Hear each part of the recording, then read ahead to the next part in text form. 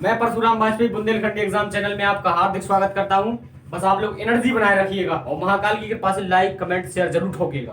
देखिएगा आज जो है आप पढ़ेंगे फलन का कॉन्सेप्ट। फलन कितने प्रकार के होते हैं, कुछ फलन हमने जो है 11th में चर्चा की थी, कुछ फलन के बारे में, कुछ की 12th में कर रहे हैं। मॉडुलस वगैरह फंक्शन, मॉडुलस फंक्शन वगैरह हमने पढ़े थे। अब देखिए 12th के कुछ फंक्शन है इंपॉर्टेंट, उन्हें पढ़ना है। अच्छा, फलन क्या है, व्हाट इज फंक्शन। देखो फंक्शन में कंडीशन जो होती है, इसकी डेफिनेशन कहती है कि x में जो मतलब डोमेन में जो अवयव हैं इनका इमेज y से जरूर बनना चाहिए, प्रत्येक का, लेकिन इमेज बनना चाहिए एक। ऐसा नहीं कि यहाँ से अगर ये तो इमेज होगा, इसका इससे इमेज बन रहा है, इसका इससे बन रहा है, इसका इससे बन रहा। अगर मैं यहाँ a ले लूँ, इधर b ले लूँ, इधर c ले लूँ, इधर ले लूँ a, इधर ले लूँ b, ये x हो जाएगा, ये y। इसका इससे इमेज बना दूं, इसका इससे इमेज बना दूं, इसका इससे, इसमें से एक ही लाइन निकलनी चाहिए। एक लाइन निकल रही है तो ये हमारा फलन है। अगर x इधर ले लूं y, यहाँ ले लूं a, इधर ले लूं b, इधर ले लूं c, इधर ले लूं a, इधर ले लूं b, इधर ले लूं c, इसका इससे मिला दूं और इसका इससे मिला दूं और इसका इससे मिला दूं, तो क्या ये फलन होगा? नहीं होगा। एक तो सभी का इमेज नहीं बना, सी का इमेज नहीं बना, ठीक है। एक तो यहाँ से दो लाइन निकल रही है, इसमें से पहली कंडीशन एक लाइन निकलनी चाहिए और इमेज इसमें सबका बनना चाहिए, कोई छूटना भी नहीं चाहिए, तो वो फंक्शन होता है, नहीं तो नहीं होता है।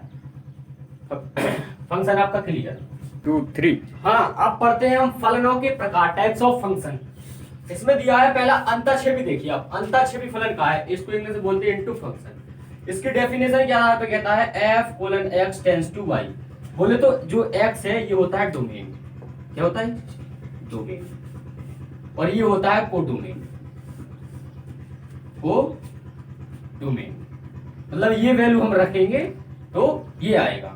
अच्छा, इसकी डेफिनेशन होती है अंतःक्षेपी फलन की इनटू फंक्शन की कि y का एक अवयव ऐसा होना चाहिए कम से कम जिसका x से इमेज ना बने, प्रतिचित्रण ना बने, हिंदी में बोले तो।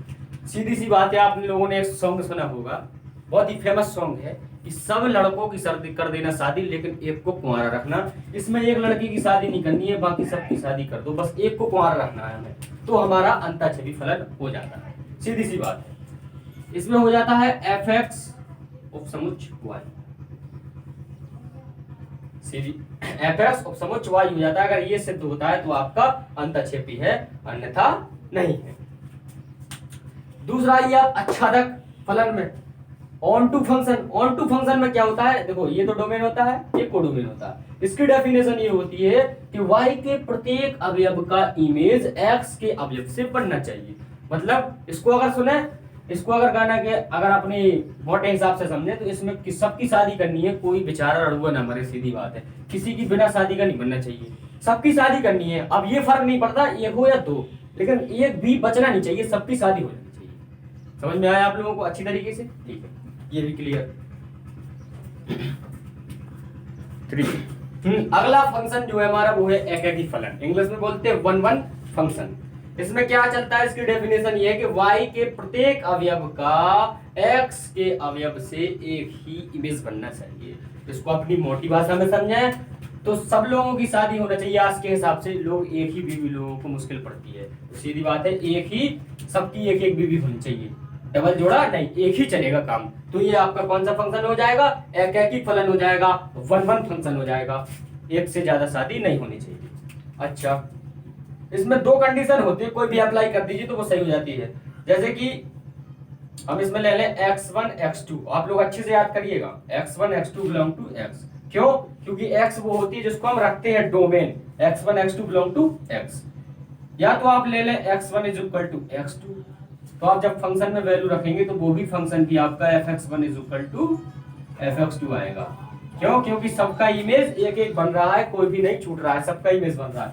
यदि आप x1 does not equal x2 लेते हैं तो आपका function fx1 does not equal fx2 आएगा। अगर ये कंडीशन आपकी आ गई तो भी आपका एकाकी सिद्ध हो जाएगा, अगर ये कंडीशन आ गई तो भी आपका एकाकी सिद्ध हो जाएगा। अगर मैं इसको एक एग्जांपल के तौर पर देखता हूं, मान के चलो ये कोई एग्जांपल है, f(r) tends to r f(x) is equal to 2x + 1, इसको हमें एकाकी सिद्ध करना है। इसका मतलब क्या होता है? f(r) टेंड्स टू r मतलब रियल रखेंगे तो रियल ही आएगा, रियल नंबर रखेंगे तो रियल नंबर ही आएगा। fx is equal to 2x plus 1 है, इसकी कोई भी कंडीशन ले लीजिए आप। मैंने मान के चलो पहली वाली ले ली, x1 is equal to x2, ये ले लिया। तो फंक्शन का मान क्या होगा, इस फंक्शन में रखें इक्वेशन फर्स्ट में x1, x की जगह आप क्या रख दें x1, तो ये क्या हो जाएगा fx1 is equal to 2x1 plus 1, इसको इक्वेशन सेकंड मान सकते हैं आप।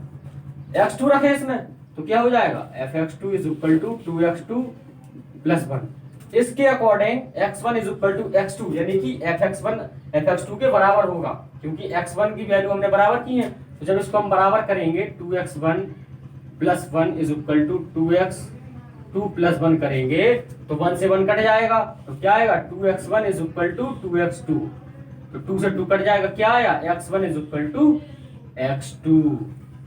आ गया x1 is equal to x2, यानी कि क्या हो गया हमारा ये fx1 is equal to fx2। आप डज नॉट इक्वल भी लेते तो भी यही आता, सब में यही करना है। अगर आपने ये कंडीशन अच्छे से समझ ली तो आप एक एक ही फलन वन वन फंक्शन के क्वेश्चन के धुआं उड़ा देंगे, सीधी बात है। अच्छा, ये फंक्शन हो गया आपका पूरा 3। अब भाई अगला फंक्शन है बहुएक फलन, many one function. Many one function में क्या होता है, वही ये तो सब में चल रहा है, डोमेन रखेंगे कोडोमेन प्राप्त होगा। इसमें इसकी डेफिनेशन होती है, जो y के अवयव होते हैं वो x के अवयवों से कई इमेज बनाते हैं। मतलब इसमें ये चलता है कि बहुतन की एक, बहुएक का मतलब बहुतन की एक, मतलब बहुत एक लड़का कई लोगों के साथ शादी कर सकता है। पुराने जमाने में राजा लोग करते थे, जैसे अकबर था कई रानियां रखता था, तो उसी प्रकार ये कई लोगों से, अगर इसमें से कोई नहीं बचेगा, लेकिन इसमें से ये इसके अवयव, इसके बहुत से अवयव से इमेज बनाएंगे। मतलब बहुत एक आदमी कई शादी कर सकता है, इसमें आजादी होती है ये, ठीक है। इसकी कंडीशन होगी x1 x2 belong to x। क्यों? क्योंकि x1 और x2 की जो वैल्यू लेंगे वो डोमेन से ही तो लेंगे, डोमेन से ही तो रखी जाती है, रखते हैं जो, वो डोमेन कहलाता है, कई बार बता चुका हूं। x1 x2 belong to x। इसमें जो हम वैल्यू रखेंगे x1 does not equal x2, इसमें जो हम वैल्यू रखेंगे वो इक्वल नहीं आएगी, लेकिन जो फंक्शन आएगा आपका fx1 is equal to fx2, जो फंक्शन की वैल्यू आएगी वो आपकी इक्वल आएगी। अगर आपका फंक्शन क्वेश्चन में आएगा और हम ऐसा कर देंगे, अगर ऐसी कंडीशन अप्लाई होगी तो वो हमारा मैनी वन फंक्शन है, नहीं तो नहीं है। इसमें क्या होती है, बहुत से लोग, एक आदमी की बहुत सारी पत्नियां होती है, मोटे हिसाब से समझना चाहें आप लोग। और इसमें होता है x1 x2 belong to x, क्योंकि डोमेन रखे जाते हैं। अगर जो मान रखते हैं वो बराबर नहीं होते हैं, लेकिन जो फंक्शन का मान आता है वो बराबर होता है। इसको एक एग्जांपल के तौर पे मैं समझाता हूं, पहले मैं इसको इरेज करता हूं। 2 3 देखिए भाई, इसको इस क्वेश्चन के माध्यम से समझते हैं। f such that i tends to i, मतलब इमेजिनरी रखोगे तो इमेजिनरी आएगा। इमेजिनरी नंबर तो आप लोग जानते हैं ना। सिद्ध करो कि ये बहुएक है, बहुएक फंक्शन है, मैनी वन फंक्शन है। fx is equal to x square. Condition मैंने क्या बताई थी, जो x1 और x2 है वो बिलोंग कैसे करेगा, x से, मतलब यहाँ की वैल्यू x होगी ना, तो इधर अब x की जगह क्या है i। इमेजिनरी लेंगे और इमेजिनरी ही आएगा, क्योंकि x बिलोंग कैसे कर रहा है बेटा, i से। अगर मैं x1 की वैल्यू 1 ले लूं और x2 की वैल्यू -1 ले लूं, x1 की वैल्यू 1 ले लूं, x2 की वैल्यू -1 ले लूं, इधर x1 does not equal x2 है ना, 1 -1 के कहां बराबर है। अगर इस फंक्शन में मैं वैल्यू रखूंगा, जब fx इज इक्वल टू दिया गया है x स्क्वायर, इधर देखिए fx is equal to x square रखा गया है। अगर मैं इसमें f -1 निकालूं तो मेरा 1 ही निकल के आएगा, अगर f1 निकालूं तो भी 1 निकल के आएगा। 1 रखोगे तो 1 का स्क्वायर 1, -1 रखोगे तो -1 का स्क्वायर प्लस 1 आ जाएगा। तो इधर मैं देखता हूं f -1 is equal to f1, और यही कंडीशन मैंने आपको बताई थी, काय की होती है बेटा, बहुएक की, बोले तो मैनी वन फंक्शन की। समझ में आया अच्छी तरीके से। जो वैल्यू रखेंगे वो बराबर नहीं होगी, लेकिन जो हमारा फलन आएगा उसकी वैल्यू बराबर होगी, ये मैं बताना चाहता हूं। आप कहेंगे आपने 1 और -1 ही क्यों लिया, इसलिए लिया मैंने, इसलिए क्योंकि हमें सिद्ध करना था, और हम मैथ वाले हैं, हम सब कुछ मान लेते हैं, क्योंकि हमें सिद्ध करना है, मैथमेटिक्स है। कुल मिला के बहाना चाहिए, अगर फलन सीखना है तो एक्स्ट्रा दिमाग लगाना पड़ेगा, और मुझसे पढ़ रहे हैं तो आपको काफी समझ में आ रहा है, ठीक है। अच्छा, मैं इसको इरेज करता हूं। हाँ भाइयों, इतने मैंने आपको फंक्शन बता दिए, कुछ और फंक्शन बचे हैं जो मैं आपको अगले वीडियो में बताऊंगा। मेरे डिस्क्रिप्शन में पिछले वीडियो डले हैं, वो देख लें तो आपको फंक्शन और अच्छे समझ में आएगा। अगर आपको समझ में आ रहा है तो लाइक कीजिएगा, सब्सक्राइब कीजिएगा, कमेंट कीजिएगा, और महाकाल की कृपा से जय जय जरूर बोलिएगा। बोलिए श्री कृष्ण भगवान की जय।